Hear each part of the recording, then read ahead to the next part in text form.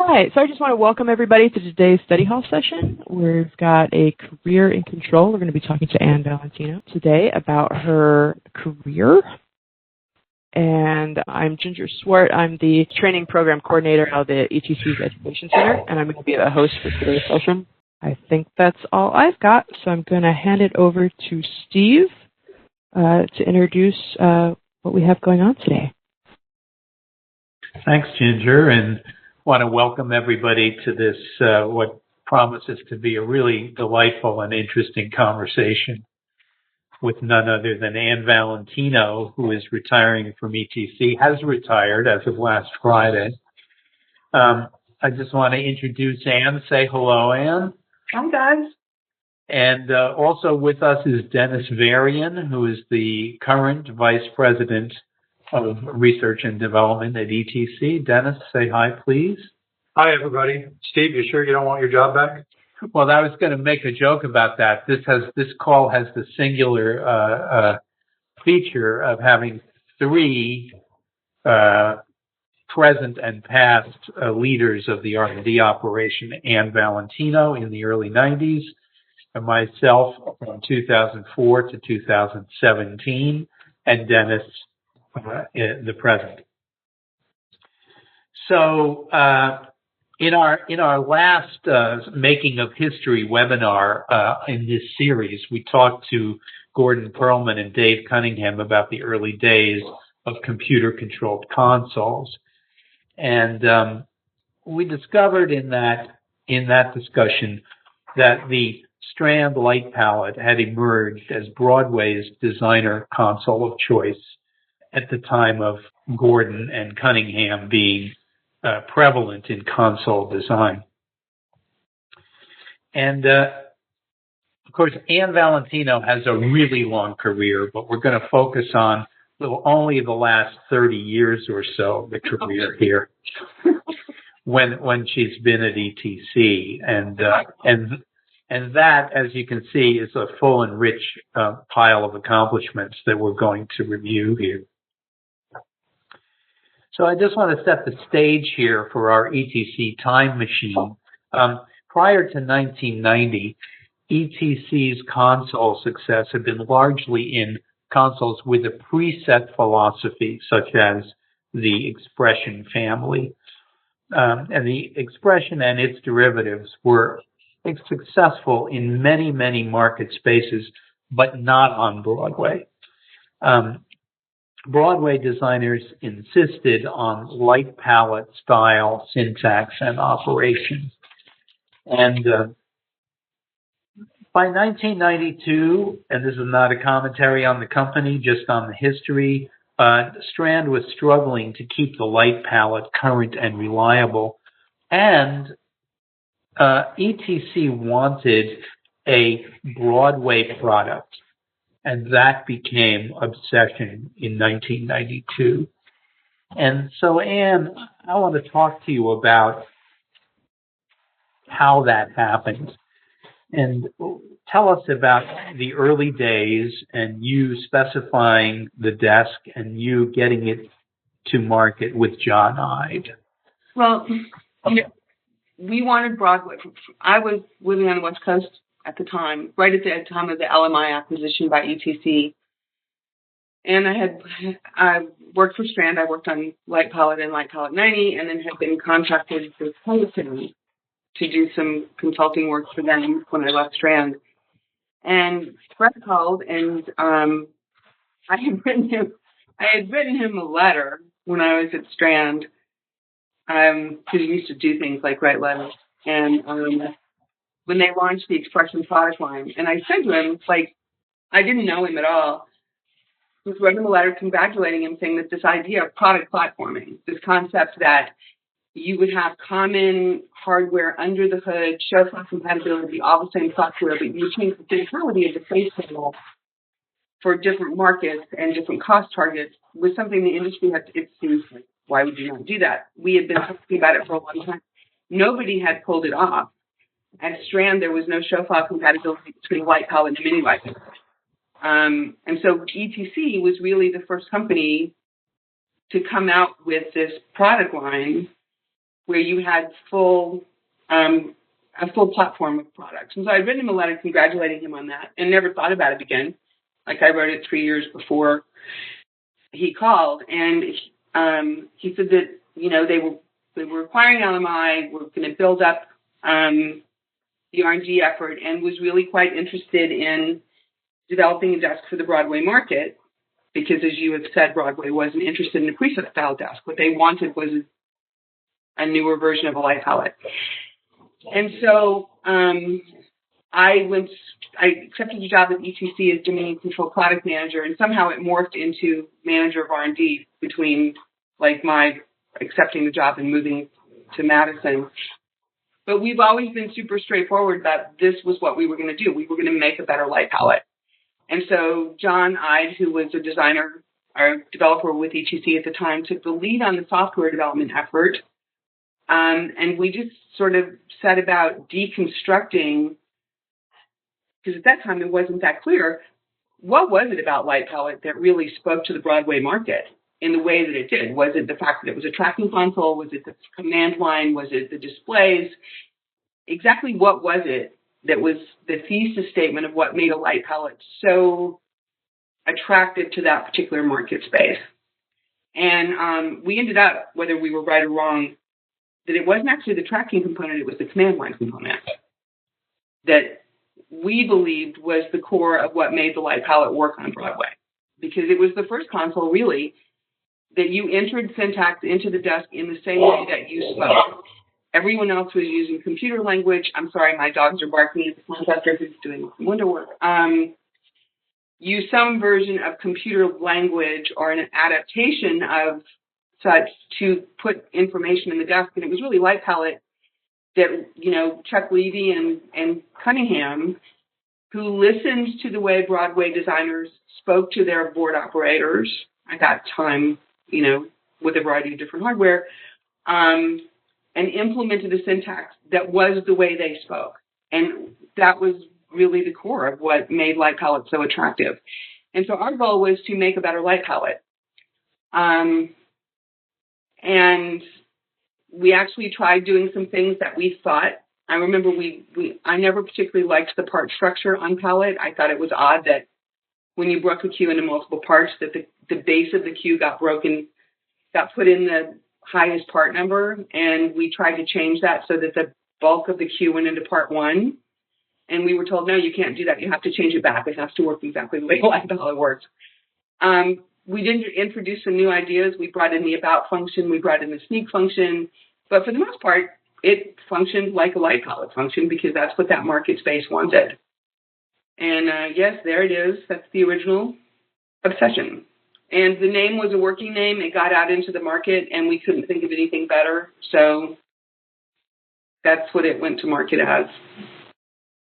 And then I left ETC right about the time, which was my MO back in the day. I left ETC right about the time that that Obsession began shipping. And then luckily Dennis came in. Anne probably doesn't remember, but the first time I met her, I was working in rock and roll lighting at Light and Sound Design, and the West Coast sales manager, Mike Griffith, brought her to LSD with an Obsession to try to convince us to use it on rock shows. We were young and naive at the time. You know, and luckily we hit when Obsession launched.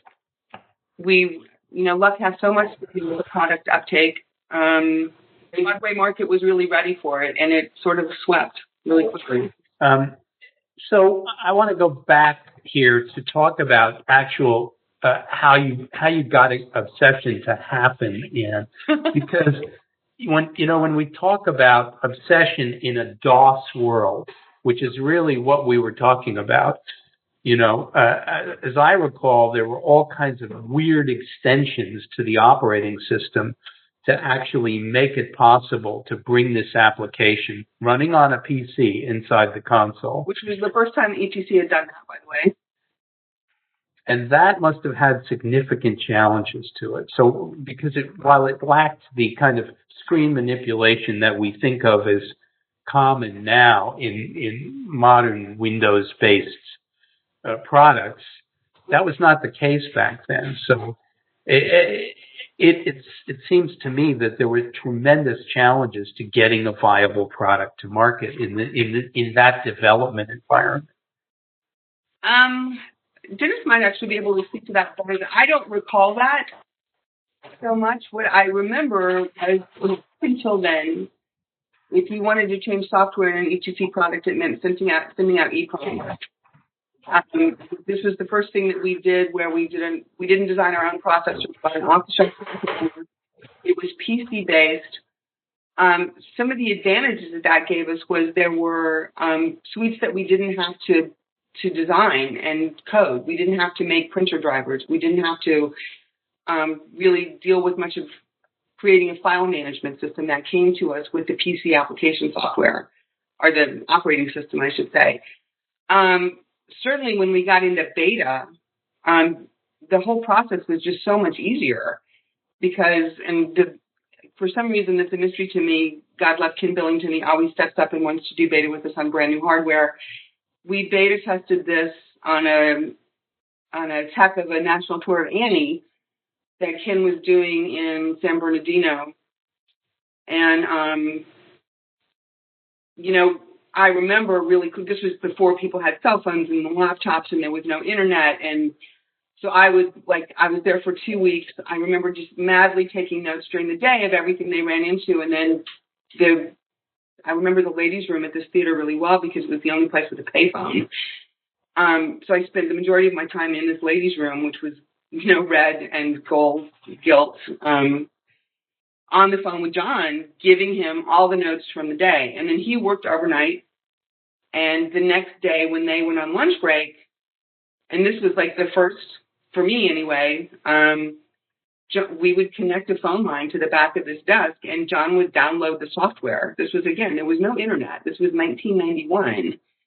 John would download the software that he had worked on overnight while the crew was on lunch break. And if anybody picked up the phone, it would disconnect the entire thing and the desk was basically a brick. And we'd have to start all over again. And so, after about 2 days, I got everyone in the theater trained. Please don't pick up any of the phone lines anywhere because I'd run around putting sticky notes on everything. Please don't do this. And, of course, they did. That's the key thing that I remember. For me, it felt like having this as a platform was a huge advantage to us. I can't really recall that there were things that restricted what we wanted to do. It felt like it made it easier to do what we needed to do. But those were the good old days when we would change features during intermission. Yeah, think about that, right? Beta on live Broadway shows, beta on awards shows. Well, and as I said in my previous session with Cunningham and Gordon, how did you guys have the chutzpah to do that, right? Well, it's just really astonishing to me, and I hadn't really thought about it until you did the thing with Gordon and Steve.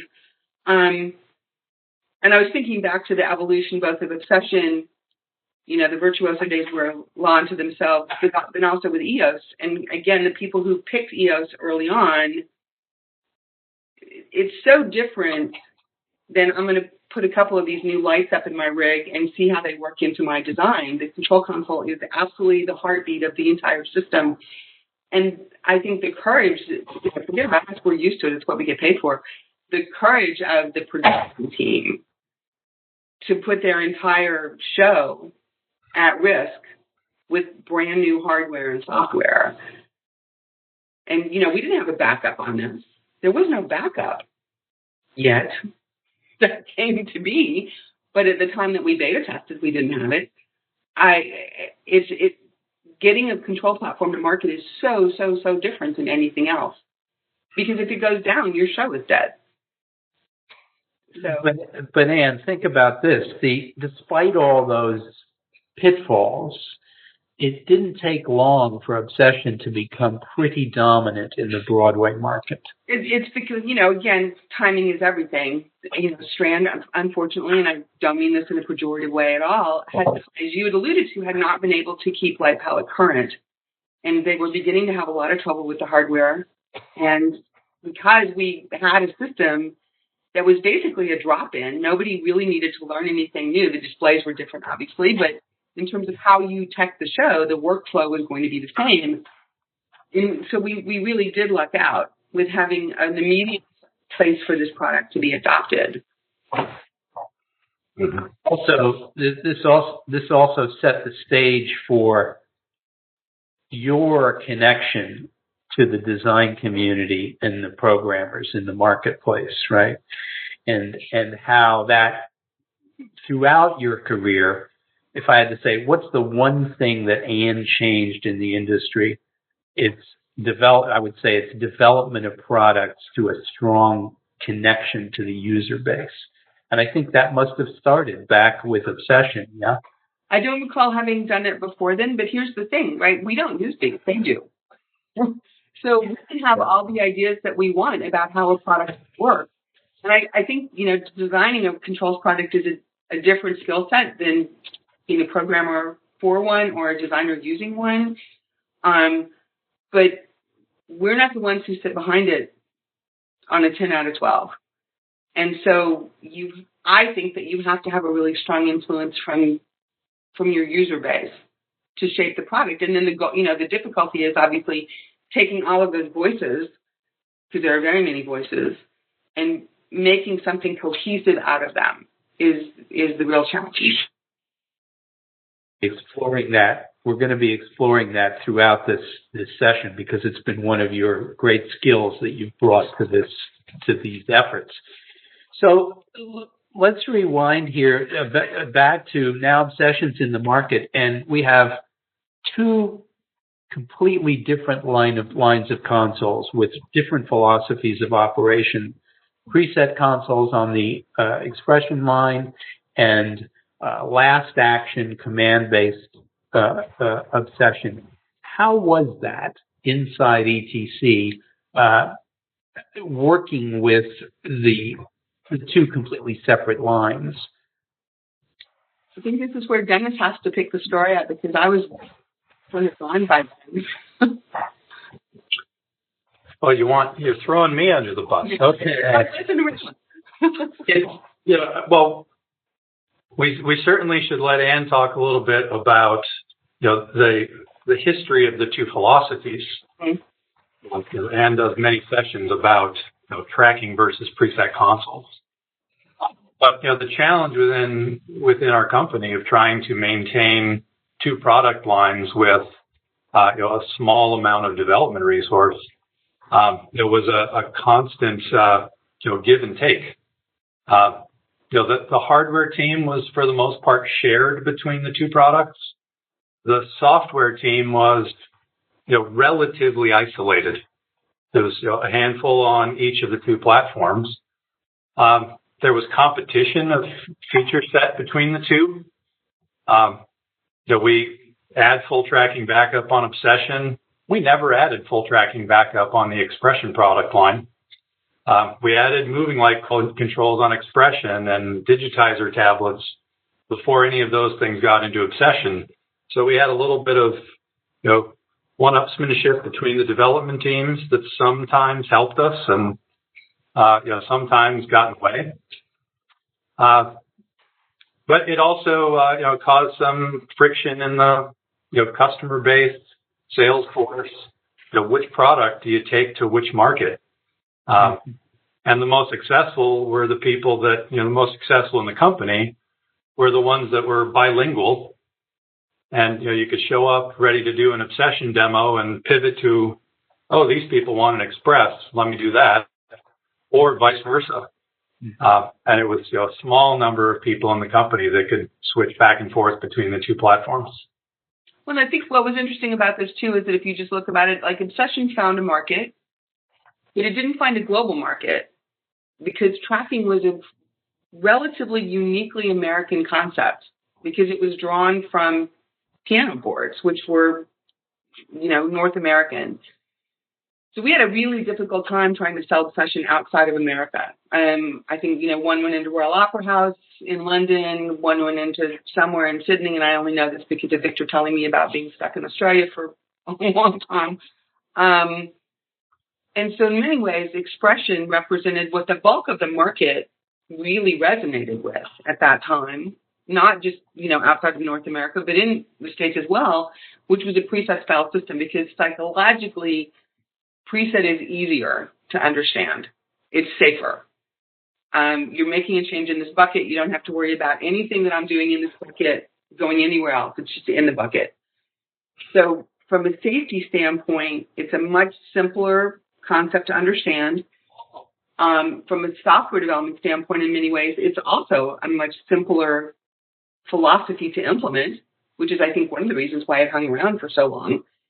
Because to do a tracking system really well, there's some pretty deep logic that has to get built into it in terms of how is the data being managed, especially once we'll get to this later probably, but once you go into the world of multiple queue lists, once you go into the world of, moderating ownership of the data, doing things out of sequence, you have to have a really, really in-depth knowledge of the data to manage that in a sensible way. And that's one of the reasons. To do tracking well requires a lot of knowledge, in other words, where preset is just easier, both from a development standpoint and for users to understand in many ways. But we're going to have a very interesting discussion in a few minutes about how in current ETC, development of preset consoles basically stopped as the tracking console line was pushed into all areas of the market, and that's a fascinating thing. That it kind of follows the history that we discovered in the last session with Gordon, and Gordon saying, "Hey, I finally figured out, or I realized that the right way to do the console was with a tracking command line console, not a preset console." So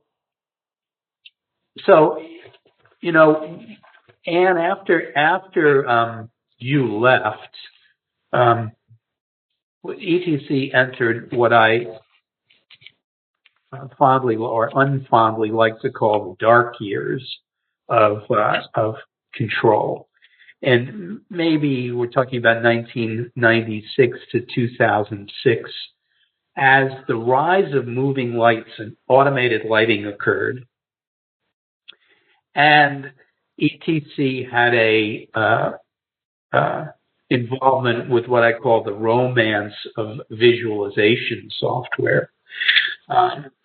And Dennis, you have a really good take on this, and why don't you talk about that for a minute? There was a period here where, for various reasons, ETC stopped having the design community and the programmer community as our primary customer that we listened to in console development. So talk about that a bit.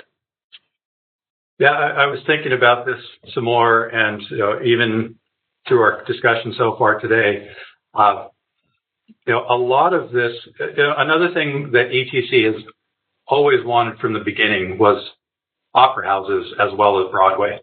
Mm-hmm. And one of our primary dreams from early on was getting the Met, and that type of project led us into the dark years.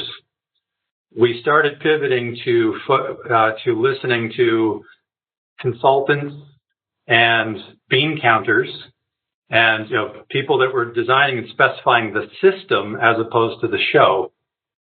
So we had to have specifications that met a very high level. And we spent our energy on meeting the specifications as opposed to providing functionality. We had some, disappointing projects that we didn't get. Like the San Francisco Opera originally was one that hit our ego hard. We didn't get that project, so we refocused our energies on adding network functionality and security functionality and expanding full tracking backup. And going from a 486 CPU to a Pentium processor because for some reason specifiers cared. And that led us to doing projects like the Church of Jesus Christ of Latter-day Saints Conference Center. That was a big coup, winning that project over Strand. And doing the project for New Orleans Convention Center that twisted an Obsession theatrical lighting controller into being a multi-room partitioned control convention center control. So we really got distracted and went the way of big system specs and lost the connection that Anne had established with the design community. Yeah, and I was reflecting on that, Dennis, because two things occurred for me. I knew we had gone down the wrong path, or I wasn't we at the time, it was ETC. I was still at Production Arts. I knew we were on the wrong path when I realized that we had created an architecture where using the network, the architectural control system for a space could reach inside the console and alter the patch. Mm-hmm. And I kind of woke up one morning and I said, that is wrong-headed thinking in a control world, right? But it's a good example of how far, when we looked around the system, we said, where's a big, powerful processor?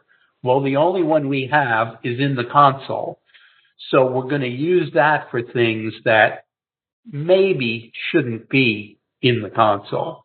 But it was a period where real substantive development on the performance lighting console embodied by Obsession kind of ground to a halt. So, and it was also interesting, and again, Dennis, maybe you have a comment here on this, efforts to put automated lighting into the Obsession line didn't work. And they didn't result in, it's the only console being used on a show for both automated and conventional fixtures. And why was that? So, some of it is that we probably had a false sense of security for at least the beginning part, because we still had Obsession or Obsession 2 on every Broadway show. So it allowed us to say, okay, we just need to add the correct features.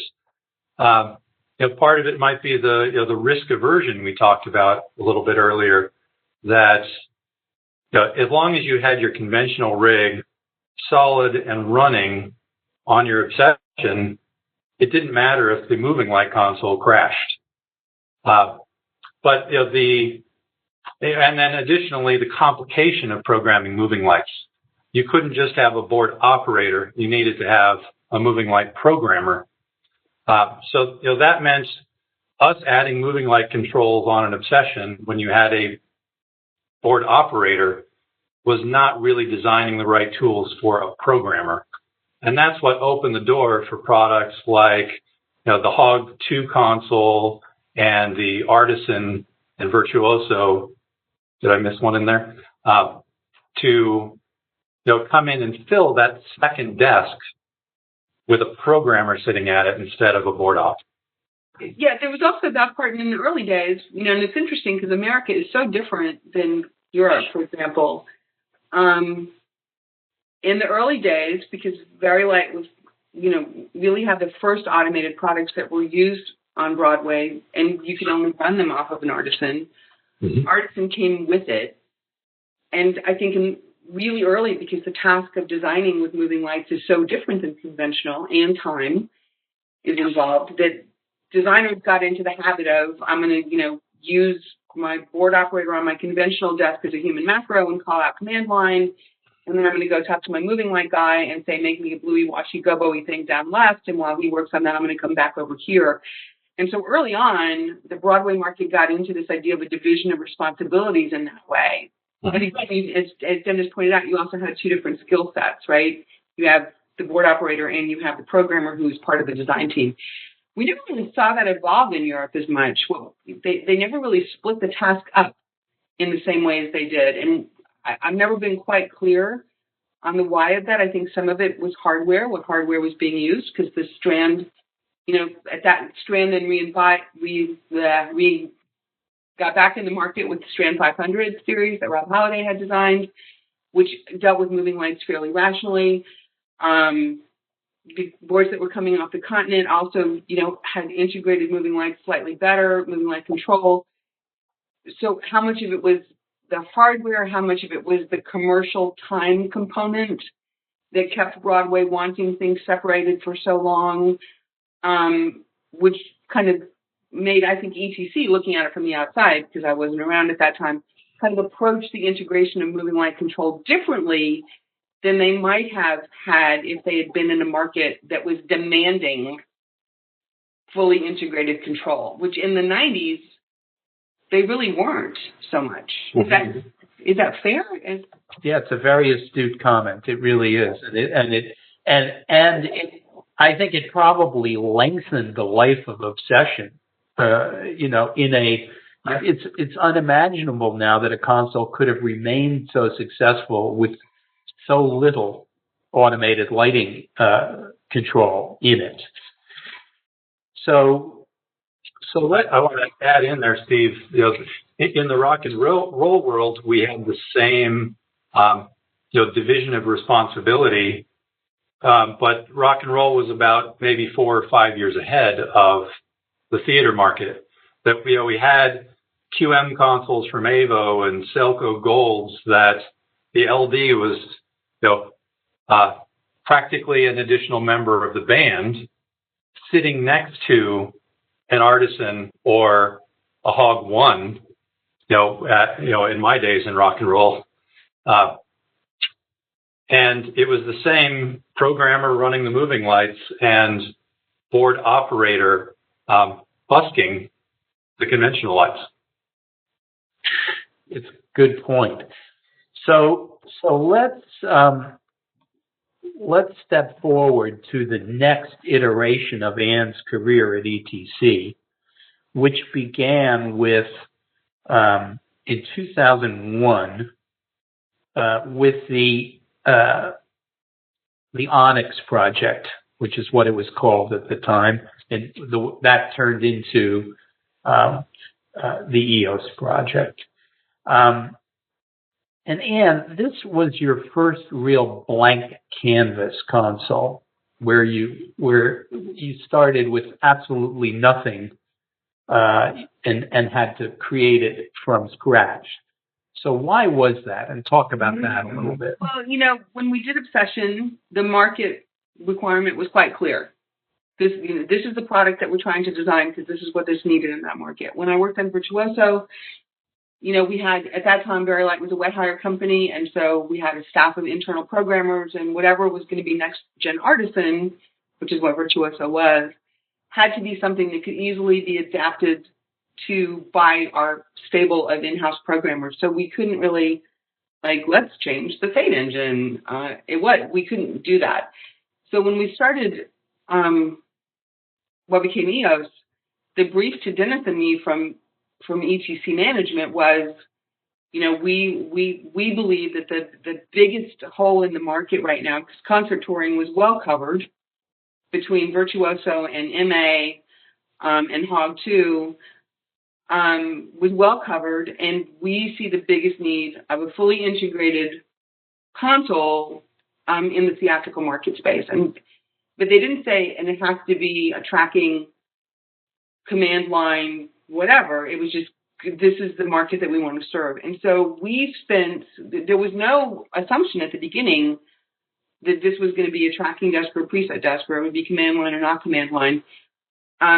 We spent a couple of years just doing some market research as to what a fully integrated, not a hybrid approach, because up until then, even in the moving light world, you saw Artisan and Virtuoso and Hog, which were very strong moving light desks, try to appeal to the conventional market by, let's put in some port queues, because that's what those conventional people want.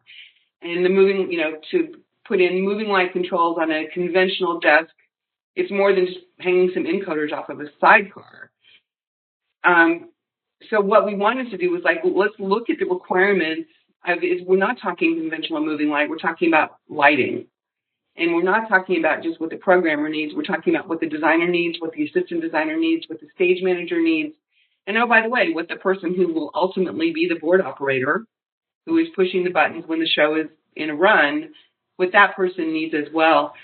And so we kind of started with a complete, like, just a blank slate. And how do we service the needs of this market? Probably because I've got experience in both preset and moving light and tracking destiny. You said something really interesting thing with Gordon and Steve that I hadn't really grokked to before, which was that at some point I became the champion for tracking consoles. And why did that come to be? And it's like, and that is true. And it is something I had never thought about before, that I had exposure on both of those platforms and ended up being a tracking person, because that's just the way my brain ended up working. And that, whether, I don't know what Dennis's perception of this is, but, EOS took that shape, I think, because to me, I'm going to leave a light on doing this until I tell it not to do that anymore, and tell it to do something else is the only thing that made sense to me. I just want to make one comment on something you said a couple of minutes ago, Anne. Is I think you characterized it as, well, we did some research. Well, that wasn't exactly how those of us not involved in the research actually saw it. You were going to do that. Like, are you guys ever going to write the first line of code here? This went on for a long time, right? Here's the thing. And this is, it is hard. It is really hard to start a new control console from the ground up. And here's the reason why. Because as long as you're still talking, everything is open to you. Every potential solution is available to you. The moment you make your very first decision, irrespective of what that decision is it going to be command line, is it tracking, whatever? Is it going to have a programmer or not have a programmer? The very moment you make your first decision, you are beginning to narrow your choices. And it is in the scope of people who do development work to never want to limit their choices. This is the reason I keep getting hired, because I'm a linear thinker. And so my drive is always and we have to start making some decisions, but I will credit at some point, as you said, someone has to write the first line of code. On EOS, that was Dan Duffy, who after 3 years of okay, we've been talking about this a lot. We don't have all the answers of what we're doing. I'm going to write a line of code that will service this product. But it is a really challenging thing to do, because the moment you do, your world is narrowing in. And it is human nature not to want the world to narrow in, right? Yeah, and there were, as I recall, and maybe I'll mischaracterize it because I was probably mad about it at the point where where is this console? We need this console. But we had all kinds of interesting diversions, right? And we're looking at one of them right now, and maybe, Dennis, you can talk about this, or Anne. This was the concept of, let's spend a lot of time figuring out how we're going to put soft displays on a screen and have a module that fits on the screen, over the screen, and gives us actual buttons as well. So what was that line of thinking? Because as I recall, it went on for a very, very long time. It did. We were super close to some exciting technology, can I just say?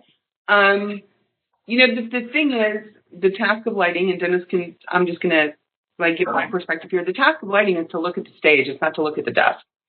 And so while touchscreens are very attractive because they can be infinitely repainted to whatever task is at hand, the difficulty with them is to use them, you have to look at them, which takes your eye off the stage.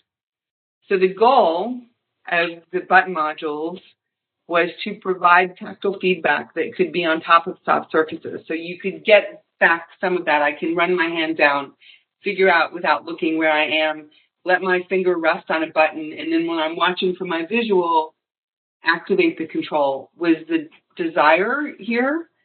And,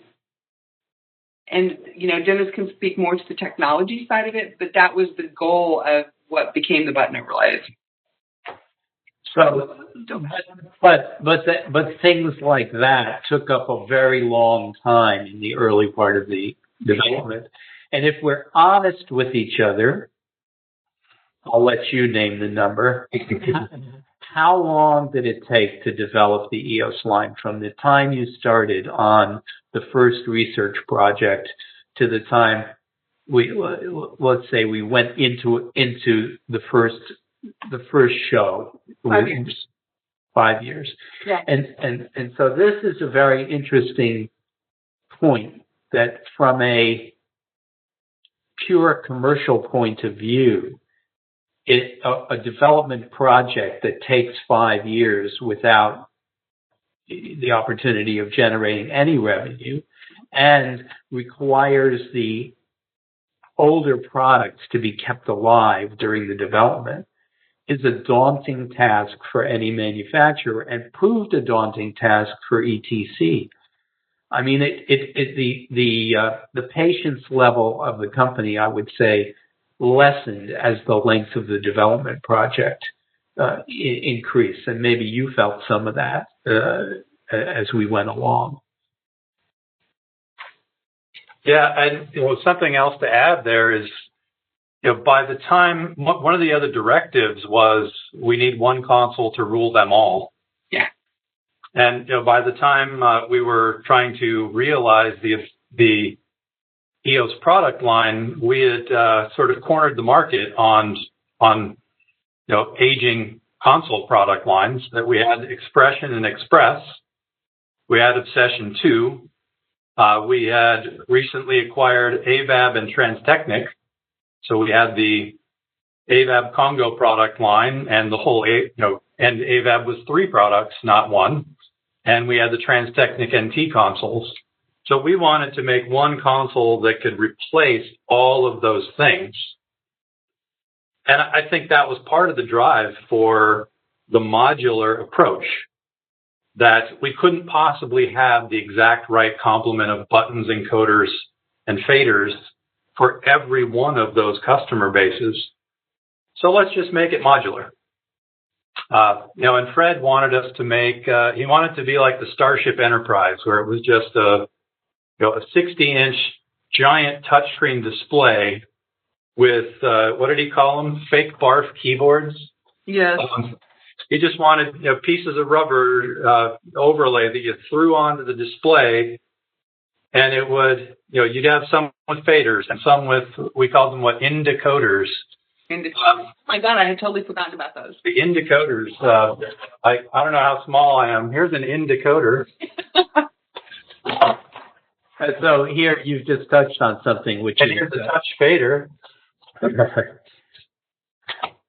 You've touched on something which is Fred's input on the industrial design of consoles, right? Which was, an indelible imprint. We'll back up here and take a look. This is an Obsession 2, obviously, but the way that that console looks basically comes from an industrial designer named John Hainsworth and Fred, right, Anne? I mean, and Dennis, is that? This is Dennis's. I was gone. Yeah, the Klingon Battle Axe. Yeah. So interesting photos here. I'm just going to, we saw a lot of this, right? This is a very typical Anne Valentino photo of during the development of this project, right? And I think that, you became, Anne, kind of the go-to person on functionality. Dennis, I think you were the go-to person on what's the hardware going to look like and how's it going to fit together. But as to how is the console going to work, you were the go-to person. And you've commented to me that you were scared that EOS would not be accepted by the design community. So talk a little bit about that. Well, Eos ended up having a decidedly obsession-like feel. That was not the goal in advance by any means. But as we started making the decisions, and I've talked a lot about like the triumvirate of decisions that you have to make. How's it going to store data? How's it going to edit data? How's it going to play back data? Blah, blah, blah. As we made every decision, it's going to be a tracking console. It will have a command line. It brought it more and more into obsession territory. And the problem that we ran into early on was that it definitely felt obsession-esque, but it wasn't an obsession. And so my thing, and we actually saw this happening, was that it would fake you into a false sense of security of believing that this was just like an obsession, and that you could walk into a show and your workflow would be the same as it had been when you had an obsession, but it would just handle all this other technology better than obsession had. And that was my biggest fear. The changes in the displays, as designers, everything I know about displays I learned from the design community. I've never been trained in industrial design, but I remember in the early days, and this is something that Dennis and I spent a lot of time on, largely because of feedback that we had gotten from Ken Billington over the years. Ken was the one who taught me about eye fatigue. He taught me about you're in a dark space and you're looking at at a brightly lit stage, and every time you have to break focus from the stage and look down, either to see the monitors or see some paperwork on the tech table, and then you look back up at the stage again, you're introducing eye fatigue. And so the brighter that things are on your desktop, the more you're introducing that, the more colors that you have on your screens. Before a designer can go back and start lighting again, they have to let that residual color clear from their retina. So there's time that's associated with that resetting of the visual image. All of those things really came into play. And when we started EOS, we, for every other product I'd ever worked on, the displays were the displays, and you got what you got. And it's like, we'll try to think about them when we have time. And of course, you never have time. So you end up going to market with whatever got designed. We actually brought in a company from outside that specialized in industrial design for this kind of product, not, a control console, obviously, and worked with the design community on what the displays would look like. There's so much data that you're trying to represent. It's what is the data doing? What is its timing? All this other stuff. How do you organize that in a meaningful way that doesn't mean the displays are cluttered with just so much information it's hard for you to find what you really want? That has, we use color in this industry to connote meaning. That you don't end up with so much color that you're exacerbating the eye fatigue problem that a designer has. So I had a big fear of the display changes that we were making. In the early days, I still remember that, the first 18 months, calls from pretty much every designer I'd ever known, like, why can't I get a blackout on your control console? Because we changed the way blocking worked from the way it worked on Obsession. And irrespective of how much we taught this, and we said to people in training, because that's back in the days when I was doing training, listen up, we're going to talk to you about this. The first show you do, you're not going to be able to get a blackout. So listen, because we're going to explain to you why. Nobody ever did. We did get over all of those humps, but it was so close to Obsession, but it wasn't Obsession. And that's where designers, I think in the early days, certainly got hung up a little bit. On the surface of it, that's a tough statement to accept. But let us explain to you why you can't get a blackout. It's like saying, and when you pull up to the red light, you won't be able to stop the car. So, but so on an Obsession, and I think it works this way in a lot of tracking desks, but I can't speak with any authority on those, so I won't. But a block is a way to keep data from propagating forward. And in the Obsession world, it actually acted because Obsession uses the same playback logic as EOS does, which is a move fade desk, which means that data only gets played back when it actually is a move instruction.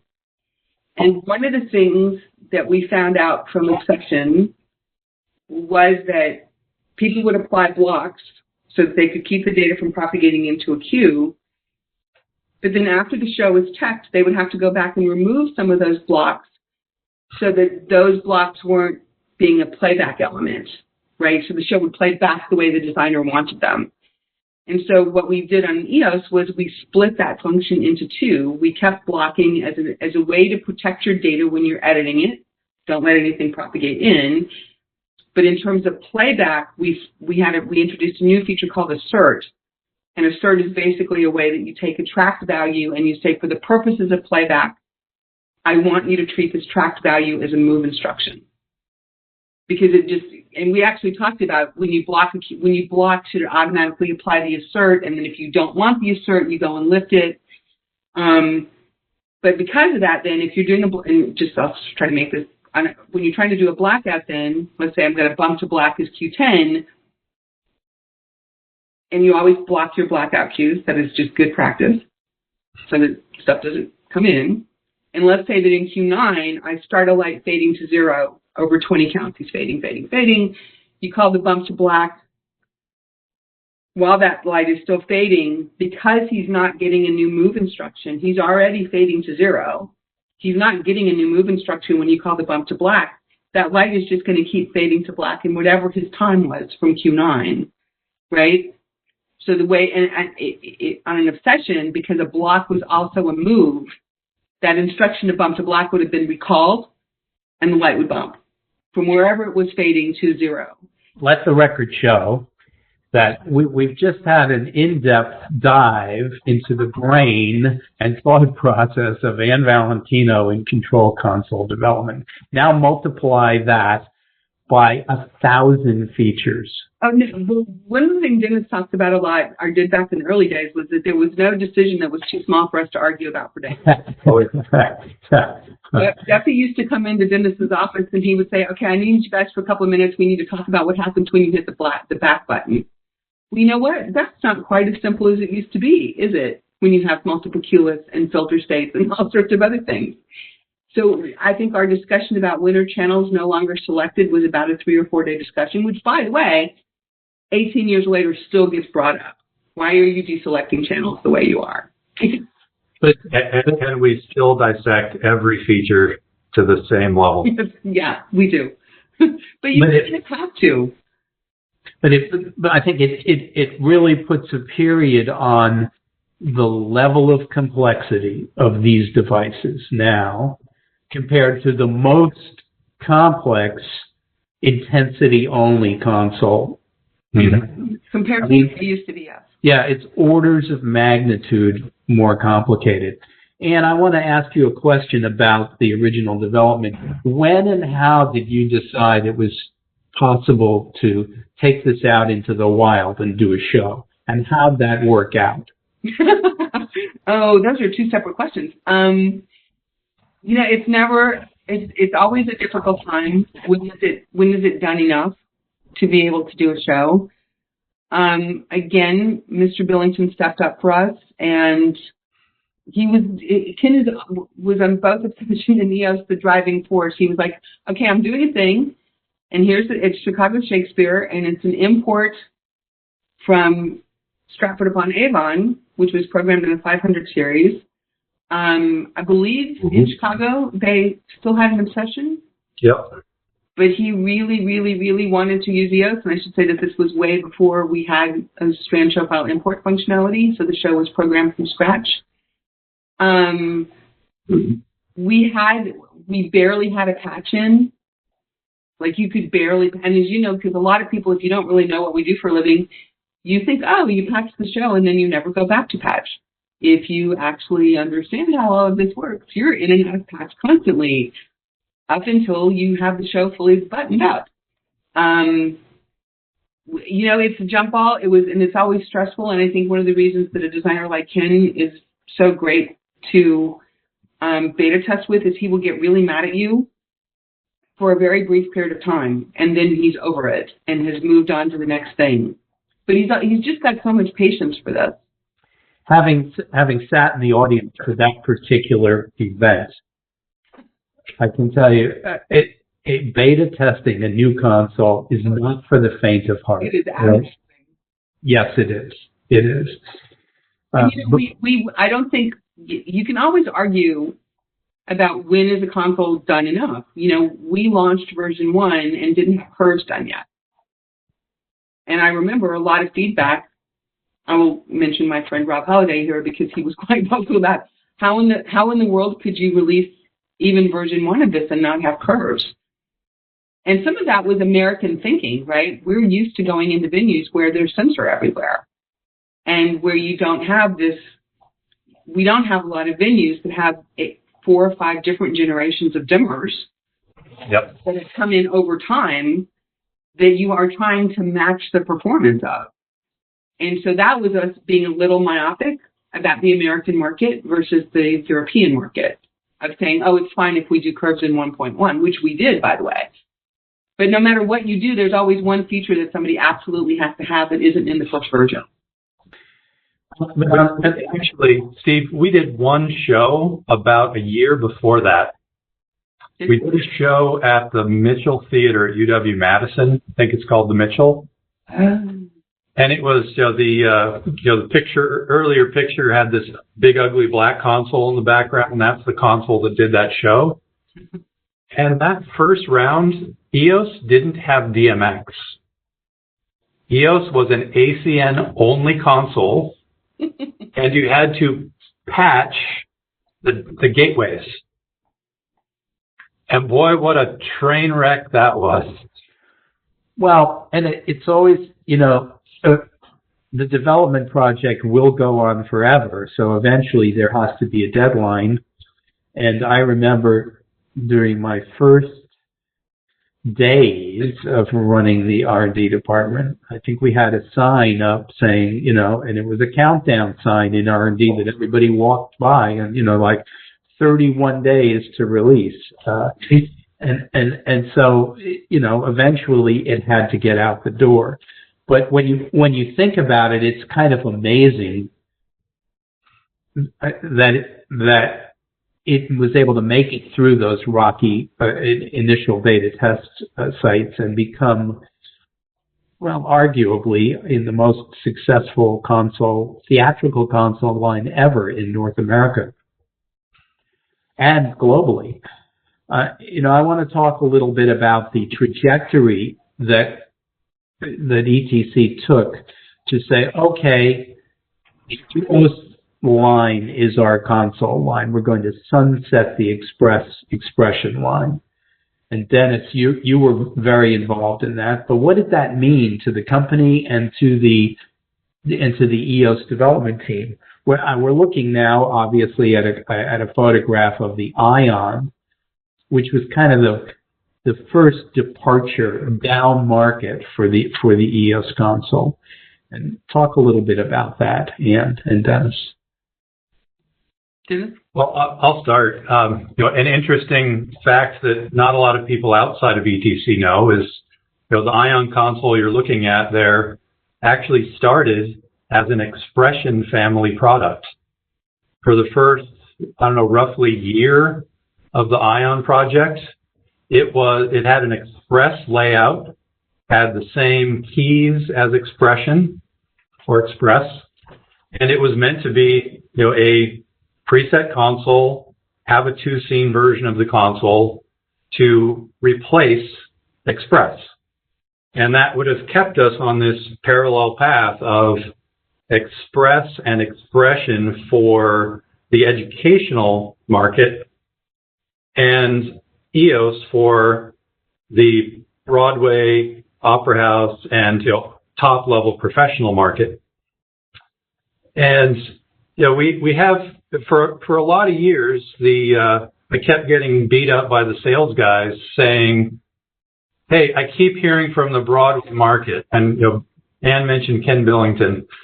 He get brought up as saying we need an inexpensive version of Obsession. Yeah. Which later became we need an inexpensive version of Eos. And one night at a dinner after we had the obligatory 15-minute lashing from Ken, then we had a lovely evening of dinner, And finally, it clicked that what Ken was asking for was not an inexpensive obsession. What Ken was asking for was an EOS console that could be used by schools so that as people are learning the craft, they're learning the tool right from the beginning. So they, up until that point, you used an express or an expression in your high school, and then in your college you used an expression, and then you wanted a real job, and you had to learn a whole new tool. Yeah. And how did that extension of the how did the decision actually get made? Okay, we're going to stop with express and expression, and we're going to create an entry level EOS console that will fill that market. How did that get made, and how did it work out? Well, I'm going to tell you from my side, because I think Dennis did some background work here that I wasn't aware of. Because we were in a meeting, this was going on, and we knew that it was happening, and it was going to be called. It could have been called an ION. And all of a sudden, in the middle of the meeting, Fred just announces that he's putting a fork in expression, and that this is going to become an EOS family product. That was what I knew about it. And it was later that I found out that Dennis had actually done all the work in the background to elicit that statement. So I think you have to tell us how that happened, Dennis, because even I don't know. Yes, and how you were still working there after that, Dennis. I mean, because certainly there was a sacred cow here in the preset expression line, right? Yeah. As I was looking through some material before this, I found a letter that Fred wrote to Anne and I. And it was basically the day that we fired him from the EOS development team. And Fred was famous for writing lists of 5. The 5 things that he's good at, the 5 things he's bad at. And one of the things he brought to our attention is that we told him he couldn't be on the team because anytime he was in the room, everyone deferred to Fred. And he mentioned that he needs the development team and the decision makers to be strong people that are willing to present their opinions and willing to stand up to him. And we told him that wasn't a reality, except for the 2 of us. Anne and myself were the only 2 people in the controls group anyway that were willing to go toe to toe with Fred and tell him he was wrong. So he wanted us to do that. And it was, an emotional thing for him to see the sunset of, a platform that had really, built the company. But I also think, Fred had great instincts. And I think that he could see that the concept of, I'm hesitant to say that preset is dead because, clearly one of the most successful control products on the market, which is an artisan derivative, is a preset style desk. But I think that handling the technology that we're handling today, a tracking approach just makes so much sense. And at some level, I think he understood that. Mm-hmm. And God knows expression had a great run. We wouldn't have ETC without it, right? Yeah. Yeah, and what's the number on expression family consoles that went into the field before it got sunset? Do you know it offhand, roughly? It was about 23,000. Yeah. And so that includes Express. So that's an astonishing number. And we're going to get to some other astonishing numbers as we move forward here. But so ION was the first down market derivative of the EOS line, and then we went further to try to actually get into the school market with what became Element. Yeah, that wasn't planned, by the way. No. This is where we learned a lot. When we started ION development, the goal was that ION was our entry level. And the market said, I doubt it. Where are my pots? Right? No, it wasn't. It wasn't that as much as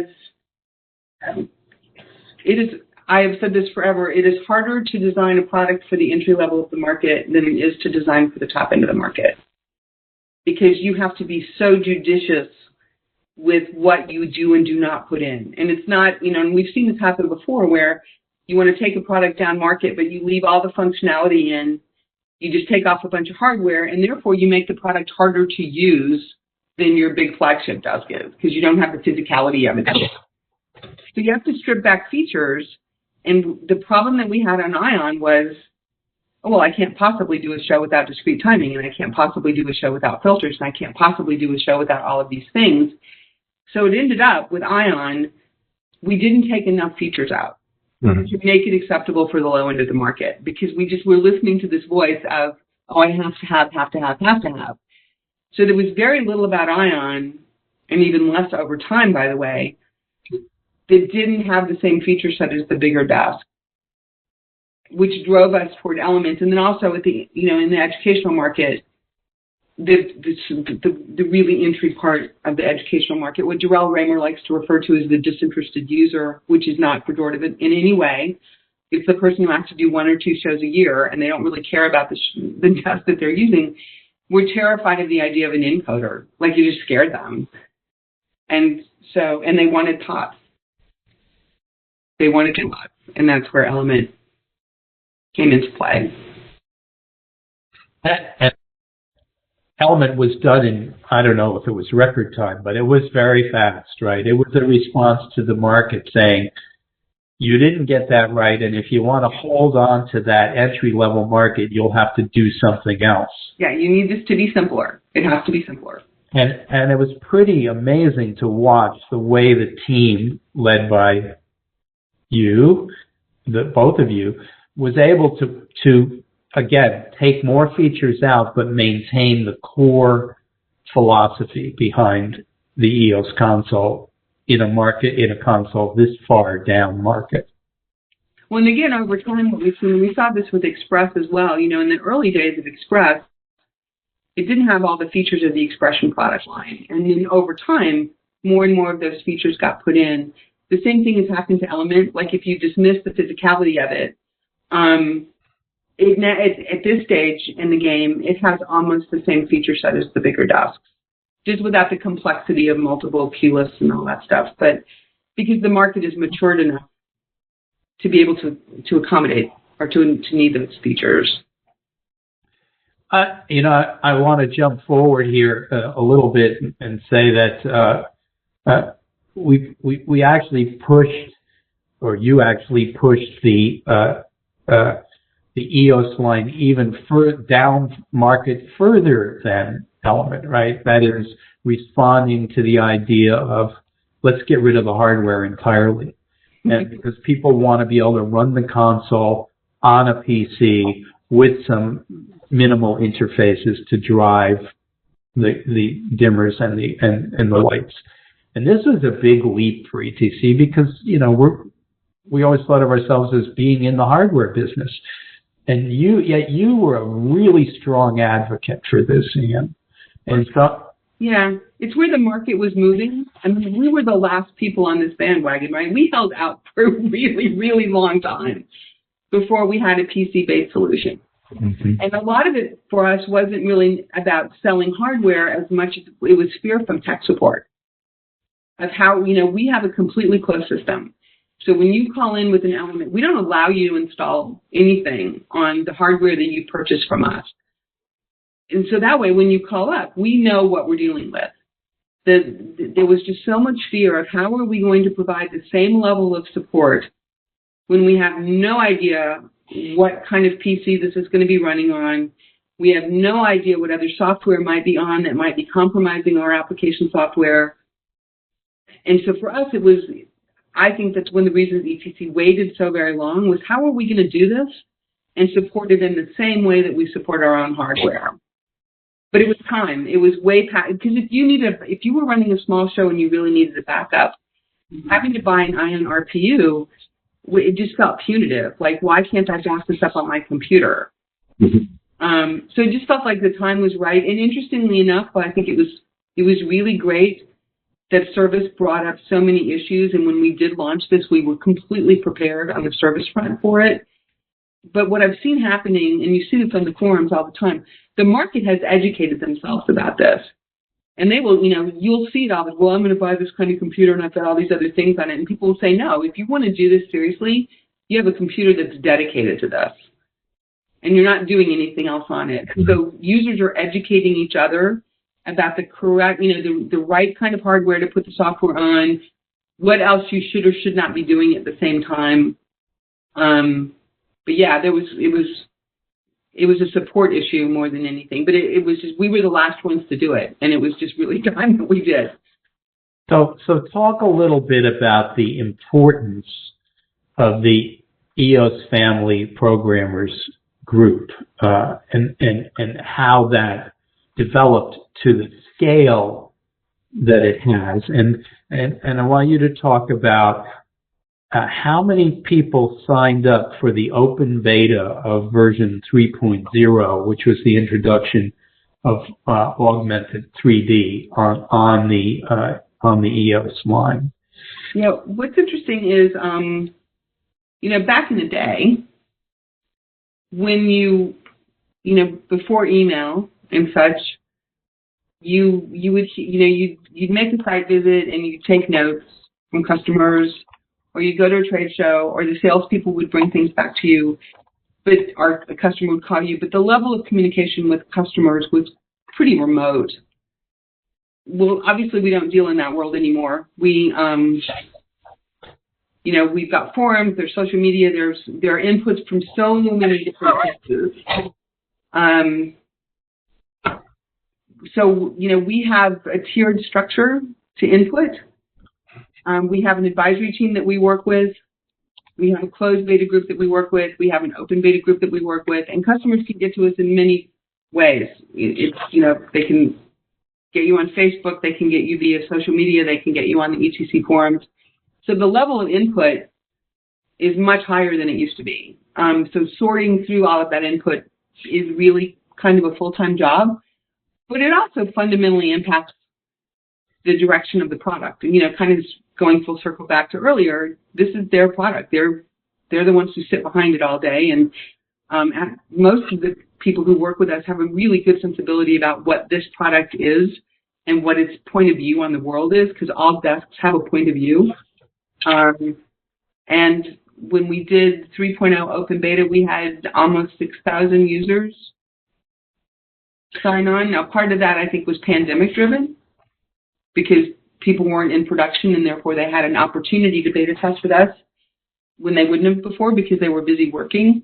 But what it allowed us to do during 3.0, which took us longer than we wanted to take, because people weren't in production, we spent more time maturing the product before first release than we would have perhaps otherwise done, because we weren't in, most of the world was not in production, and we were getting all of this feedback from really high-level users who were able to participate in beta that often didn't before. So the scale of almost 6,000 users download load. I mean, this supports the assertion that this is one of the most successful and ubiquitous product lines in theatrical lighting control ever. I've just been reminded by Dennis that we probably want to allow some time here for people on our webinar to ask questions. So, Ginger, I want to ask you, what's come in the way of good questions? Let's see. We did have a couple of really nice comments, just congratulating Anne. Matthew said, congrats, Anne. Thanks for your service and taking the time to share with us today. So we had quite a few comments along those lines. So thank you, everyone. It's great to see that we have people from all over the world and listening to the four of us, talk here. I see people as far away as Australia and Japan on one direction, and a bunch of people from Europe in the other direction. So I guess this was a good time of day. And I'm just going to be questions not in any particular order, but I think this is a nice one to kick off with. Matt's asking, Anne, what would you say was your most difficult challenge you faced in your your career of console development? Ooh, good question. I don't mean to get political here. In the early days, it was being taken seriously as a female. And unfortunately, the industry has not changed as much as I would like to have seen it change in that time. I think that women still confront some obstacles, but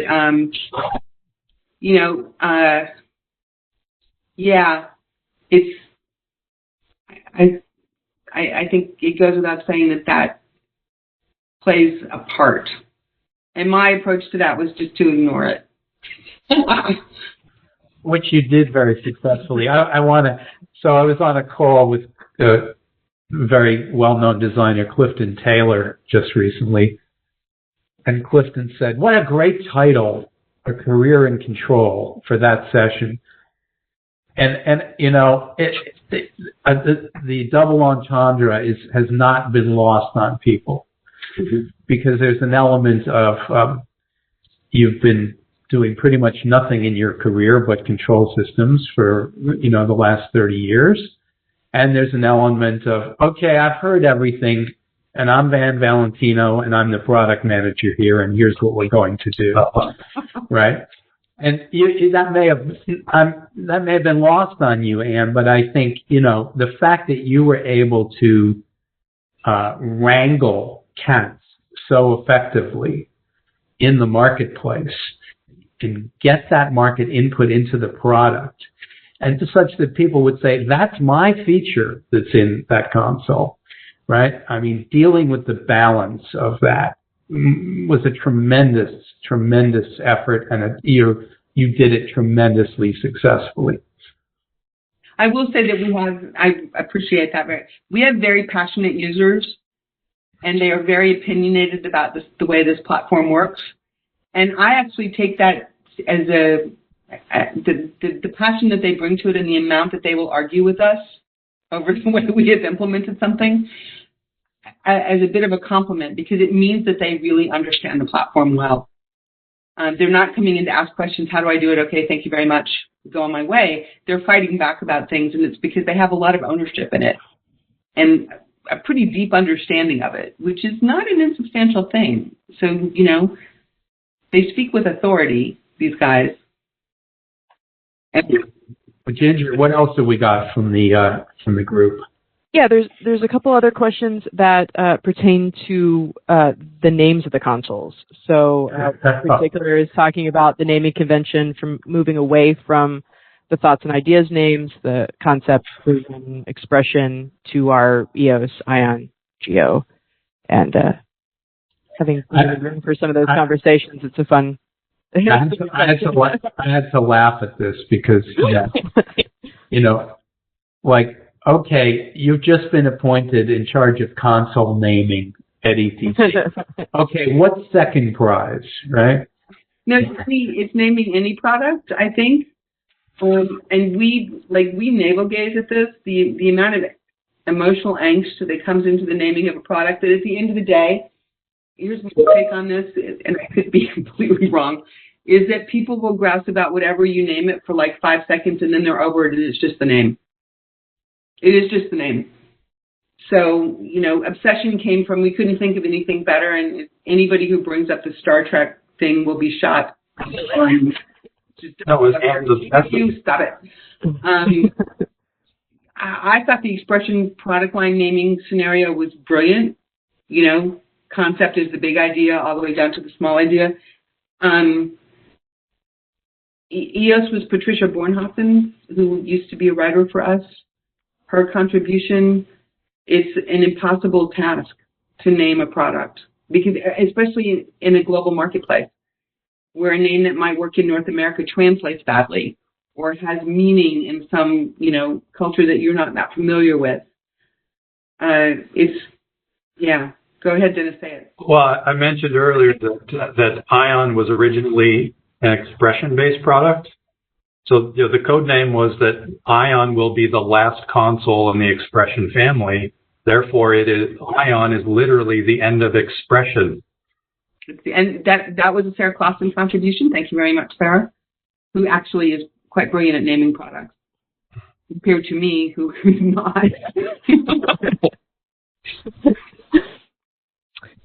I think somebody wrote a blog. Didn't somebody write a blog at some point on the product? Kind of like every one of the product names in a paragraph. It was either Quinn. Yeah. Quinn or Kate wrote a blog about that I thought was pretty interesting. What else have we got, Ginger? Another good question is, how did the hardware design impact the software programming and vice versa? That's a good question, and they're completely interactive. Dennis might have a better articulating voice on this than I do because he was responsible for the realization and knowing how Halberstadt is. But you don't design them in a bubble. You have to play back and forth with it. From the hardware perspective, the biggest argument is what side the encoders go on.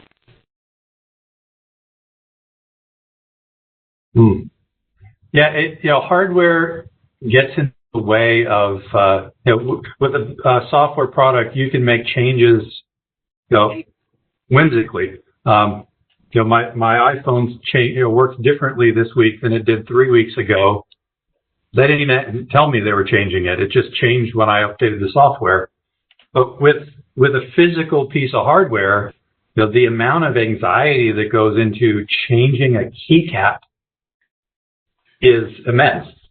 So the arguments about adding a shift key, we probably spent a year arguing about how can we do things on use the touch screens versus we want muscle memory, but adding a shift key means you have to change the keycaps in the layout. Well, if you remember on the initial EOS Classic, the encoder paging buttons and the playback fader controls buttons all had a backplate that they sat on because we were so unsure of what we were calling those buttons. And we couldn't, like keycaps, you can just send a new keycap kit. Nobody wants to do that, by the way, but we do it a lot. But with a physical button that cannot be replaced, we were just terrified that we had picked the wrong combination. And so we built Classic with the idea that at any time we wanted to change them, you could open the desk up, replace that circuit board, and then we could relabel those keys. We ended up never doing it. And eventually that fell out of production and we went to a fixed circuit board arrangement. But it's, that's the biggest thing is you're committing yourself to something that if you make a mistake is not easy to change, like software. I love the idea about arguing for a year. For instance, talk briefly about the articulating screen, the non-articulating screen on EOS. It seemed to me there was an awful lot of discussion about that in the early days. Some people said it has to move up and down, and then it didn't. And then, of course, that changed, right? I think the fear of it was just, would we be able to make it stable enough? Right? Because we're just so used to, and if you've ever seen people programming, some people are very heavy-handed with the programming. And so there was a lot of fear about the stability of it. Dennis, that was a long time ago. Am I remembering? Well, the trade-offs were, back then the viewing angle of displays was really bad.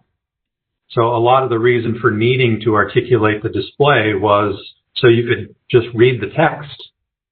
So we eventually found better displays that had I think it was a 60-degree viewing cone that allowed us to not have to worry about the articulation and the problem of the thing bounced when you press the buttons. And now the screen technology, if you think about that, those decisions initially were being made around 2003. If you just think about where technology has come and the viewing angle is, now Halberstadt is constantly showing us displays that you can stand off completely to the side and read what's on them, which was completely not doable in 2003 when we were making these crucial decisions. Since you mentioned that, today we could probably realize Fred's original challenge of give me a Starship Enterprise giant configurable display and let me just drop my controls wherever I want them. So technology is catching up to our ideas and visions from back in early 2000. So what else do we have? Yeah. And is there a feature that you would have liked to have implemented into any of the consoles that you worked on, but were never able to? Not Eos. Okay. For Eos, but so we can add it to the list. Well, no, Nick already has the list. Here's the thing: there's never enough. There's never. Especially when you reach the end of something, you think about all the things that you didn't do, or all the things you meant to get back to and haven't yet, and our users can attest to the fact that that's, it's hard for us to get back to things. I think on Eos, probably the biggest thing I wanted to get done before I left was security login, just because it was something that was in the initial scope. Dennis and I wrote a document, which apparently people are now asking for a copy of, in 2002. And there are still things in that document that are not done that were good ideas. One of them was visualization, which we now have gotten around to. But there were still some really good ideas in the initial scope of work for EOS that took it from increasingly the control console is the heartbeat of the system. And because we do, going back to what Steve said about who's got the biggest processor, let's do this in it, we also have the biggest processor. And so increasingly the control console is leaking out of its role as just the lighting controller into being the venue controller. And this came up in the Hamilton thing, where David Arch, who was the programmer on that, and Hal Binkley were talking about the fact that when they retexted that show for tour, the choreographers and other people on the show were coming to the lighting people to find out where people were put on stage, because the precision of the lighting was so extreme that just through that information, they knew what the blocking needed to be or where to place somebody.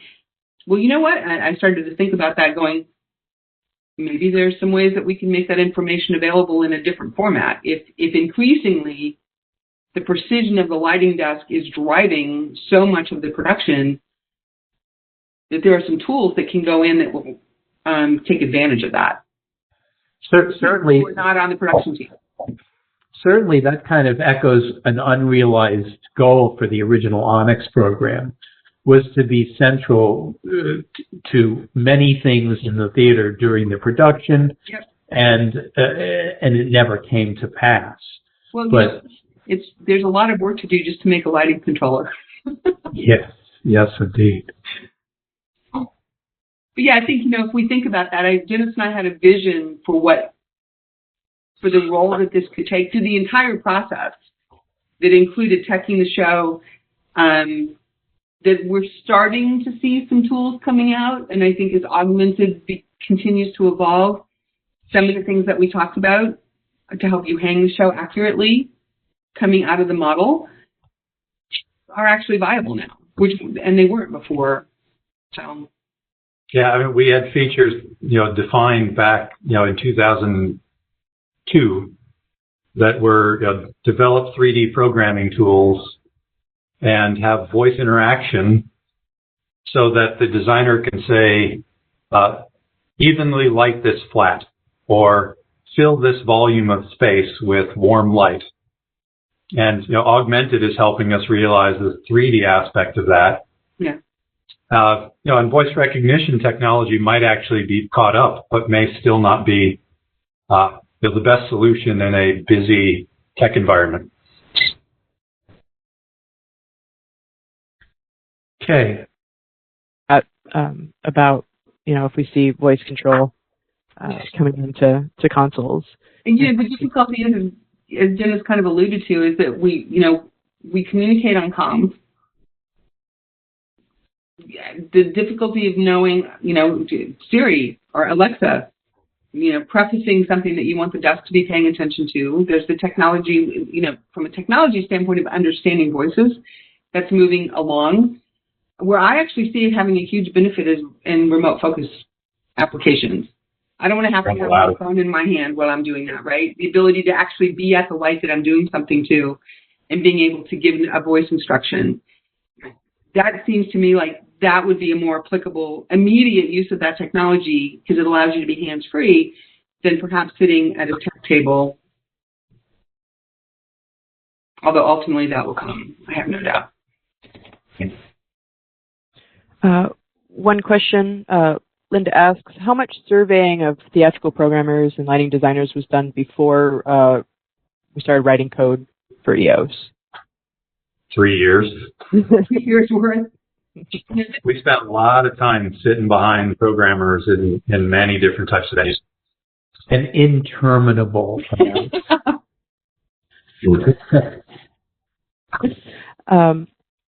JD's wondering what was the reason why the Ion was discontinued? Continued. It's not. It just became replaced by Ion 2, and Element is now replaced with Element 2. And those were technical parts go end of life. Technology needs to be updated and replaced. Because this is part of the way this team has decided to work, is that we have software that goes all the way back to the very beginning. Our thing is to continue to iterate hardware, because hardware continues to evolve and gets cheaper and processors get faster and blah, blah, blah, all those other things. And the software just keeps going along with it. So those generational shifts where this code base is the same are very much the way the team has decided to function. Yeah, but I think it's important also, to recognize our customers, our users are evolving faster now than ever before. So, if people expect, if you're using your, your multi-touch touchscreen telephone from the time you're 12 years old and you're talking to it, the users will expect to be able to do those things, and we will almost certainly incorporate more of what everyone expects day to day. Yeah. I thought this was kind of a fun question. What was your favorite code name for a project? Obsession. The lore goes that Fred said, you guys are obsessed with this light palette. And then it got called Obsession, and then it just stuck. I mean, is that actually what happened? That is completely what happened. It was Mark Vassallo, really, because the code name got out into the market. What a shock. And we couldn't come up with a better name. Fred's other suggestion was Concession, which we thought was a bit Well, so somebody just reminded me that the code name for Augmented was Raptor. Oh my God, yes. That was a fun one. Now, going back to the naming question, speaking of Obsession, the goal with EOS naming was I didn't want anything that could be shortened into something stupid. Having come off Obsession where people called it an OBS, and then working with Virtuoso, which people called a VERT, we made a decision to have a single syllable name. Didn't matter what the name was going to be, it had to be single syllable. There are a lot of good questions, and I'm sorry that we're not going to be able to get to all of them today. While you're looking, I have one question. Yeah. What's next for Anne Valentino? That came up a lot in the questions. So, yeah. When Stacey Cross, who is a British programmer, said something in in a Zoom pub crawl event, he was like, how is it going to be for you to become untethered from your electronic devices? Because for years, you leave your phone behind to go cut the grass, and we're in a different world right now because production is so limited. But even on the weekend, I would have to come in and check because you're constantly monitoring production globally. That certainly has been better over time because we have an astounding tech services department. But still, just keeping connected to that is to break that connection of feeling like I always have to be monitoring electronic communication. And then we'll see. In all honesty, I don't want to be political. It will be late January before I make any plans. January 21st, to be exact, will be the day that I begin to think ahead in any meaningful way. So, Anne, just want to say thank you. I hope I speak for many people in our industry just to reiterate what an amazing imprint you've left on professional lighting control over the last 30 years, and you've made a contribution that will be felt for many years into the future. Well, thank you very much. I have to just say, I've always been lucky. I've been the face of a product. I've always been lucky to have partners, like really strong partners. For EOS, it was Dennis and then Matt Halberstadt. On Obsession, it was John Ide. On Virtuoso, it was Michael Snyder. So nobody does this stuff by themselves. I've always been very, very lucky in my partnerships. Yeah, I also want to take this opportunity to publicly thank Anne for being my partner for more than 10 years. Yeah. My family called her my work wife. Eos was our child, the way that my children were my wife and my children. And I also, it came up in this discussion, but I want to thank Anne for being such a positive role model and advocate for women in our industry. Thank you. It's been a blast. I've had fun, guys. So thank you very much for having me for this long. It's been fun. Enjoyed this today very much, and we hope our attendees did as well. Thank you all, and I think that concludes our program for today. Appreciate you all coming. Take care. Bye, guys. Stay safe. Thank you, everybody. Thanks.